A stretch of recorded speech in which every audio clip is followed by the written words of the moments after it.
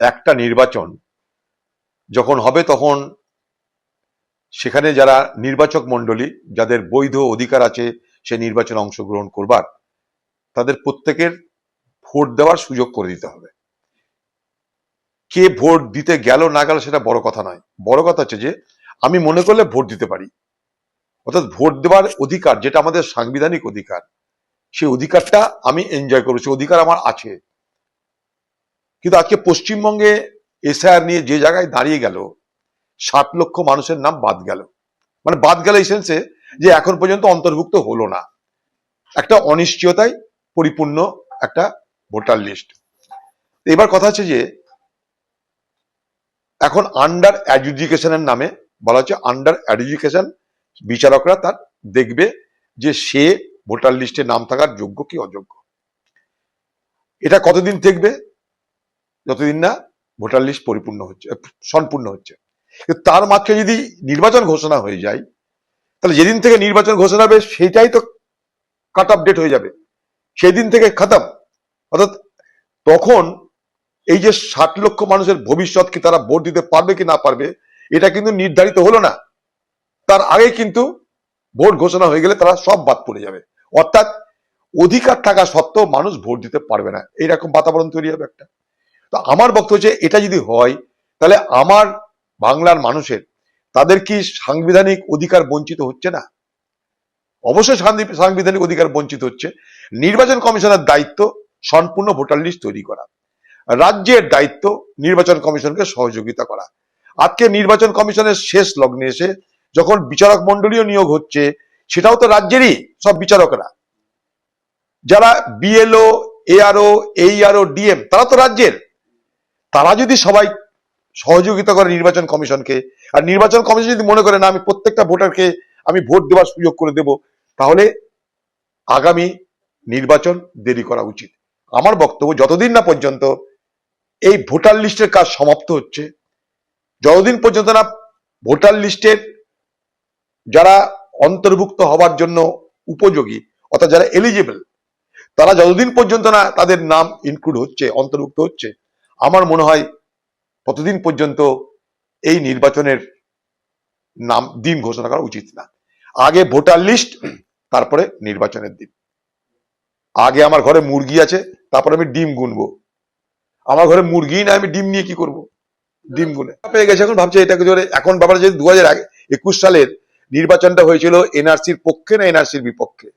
এবারে নির্বাচনটা আমি আগে থেকে বলছি এসআইআর এর পক্ষে না বিপক্ষে। 2021 সালে মমতা ব্যানার্জি হুইল চেয়ারে করে নির্বাচন করেছিল, এবার দিদি উকিলের জামা পরে নির্বাচন করবে। সবই মানলাম, সবই বুঝলাম। আমার তো বক্তব্য একটা, বিএলও, এআরও, এইআরও, ডিএম এরাই বা কি করছে? বিচারক তো রাজ্যের সব, তারাই বা কি করছে? বাংলার মুখ্যমন্ত্রী তাদের কাছে আবেদন করছেন না কেন? পশ্চিমবঙ্গ সরকারের ব্যর্থতা কি আমরা এইভাবে ঢেকে দিতে পারবো? পশ্চিমবঙ্গ সরকার কি ব্যর্থ নয়? ভারতবর্ষের অন্যান্য রাজ্যে এসআইআর হয়ে গেল, পশ্চিমবঙ্গে কেন হচ্ছে না এটাও তো দেখতে হবে, এটাও দেখতে হবে। তামিলনাড়ুতে ভোটের আগে 75 লক্ষ মানুষের নাম বাদ গেল, সেখানে তো এত কিছু নাটক হয়নি, এখানে বা করতে হচ্ছে কেন?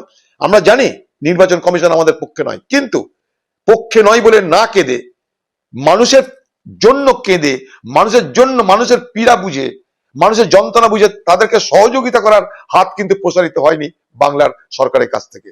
এটা বুঝতে হবে আপনাদেরকে। চালাকিটা এই জায়গাটাতে হচ্ছে, এটাকে ইস্যু করে বাঁচিয়ে রাখতে চাইছে। মমতা ব্যানার্জি নিজে চায় না এটা সমাধান হোক। সমাধান হলে মমতা ব্যানার্জির নির্বাচনের আগে মানুষকে বিভ্রান্ত করার জন্য, মানুষের কাছে ভোট আদায়ের জন্য আর কিছু থাকবে না। ঠিক যেমন ভাবে 2021 হয়েছিল এনআরসি, তুমি বাংলাদেশে চলে যেতে হবে, তোমাকে এখানে থাকা যাবে না, আমি তোমাকে রক্ষা করব। এবার হচ্ছে এসআইআর, আমি আছি তুমি ভোটার হবে, আমি না থাকলে ভোটার হবে না। এই তো একটাই, আরো ফুল প্রুফ করো, তাতে 5,000 কেন আরো 10,000 বিচারক লাগুক, অফিসার লাগুক, কোনো অসুবিধা নাই।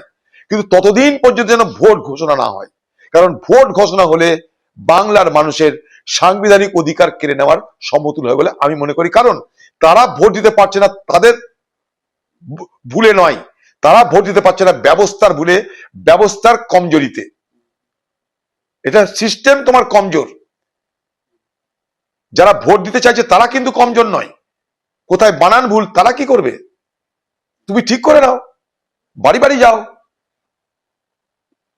ঘরে ঘরে যাও, দিতে চেক করে নাও, আরো সময় নাও, কিন্তু কোনো অবস্থাতেই আমার সাংবিধানিক অধিকার, ভোট দেওয়ার অধিকার তুমি কেড়ে নিতে পারো না, বঞ্চিত করতে পারো না, সে যেভাবেই হোক। এটা আমি মনে করি। দেখুন, পশ্চিমবঙ্গ নিয়ে যে যাই বলুক, পশ্চিমবঙ্গের মূল সমস্যাটা নিয়ে কেউ কথা বলছে না। বাংলার উন্নয়ন নিয়ে কি হবে, বাংলার ভবিষ্যৎ কি? বাংলার ভবিষ্যৎ কি ভাতা, না বাংলার ভবিষ্যৎ নিজের ক্ষমতায় ভাতের ব্যবস্থা করা, কোনটা? বাংলার ভবিষ্যৎ নিয়ে কোনো কথা বলছে না কেউ, কিন্তু এই দিব, তাই দিব, ওই দিব, ব্যক্তিগতভাবে সবাই রেবড়ি বাটার কথা বলছে, কিন্তু বাংলা নিয়ে কোনো ভাবনা কারোর দেখছি না। এ বাংলা নিয়ে না বাংলার মুখ্যমন্ত্রী মমতা ব্যানার্জির কোনো ভাবনা আছে, না দেশের প্রধানমন্ত্রী মোদীজির কোনো ভাবনা আছে। সবাই ভোটের আগে তারা মনে করেছে বাঙালি মানে কাঙালি, মমতা ব্যানার্জিও তাই মনে করে, মোদীও তাই মনে করছে, বাঙালি ও তো কাঙালি, পয়সা দিব, ভোট নিব, ব্যাস। বাকি বাংলার ভবিষ্যৎ নিয়ে কেউ কোনো ভাবছে না। একদিন বাংলা ভারতবর্ষের মানুষকে খাওয়ার ব্যবস্থা করতো, আজকে বাংলা খেতে পায় না, তাই বাইরের রাজ্যে চলে যেতে হয়। এটা নিয়ে কেউ আলোচনা করছে?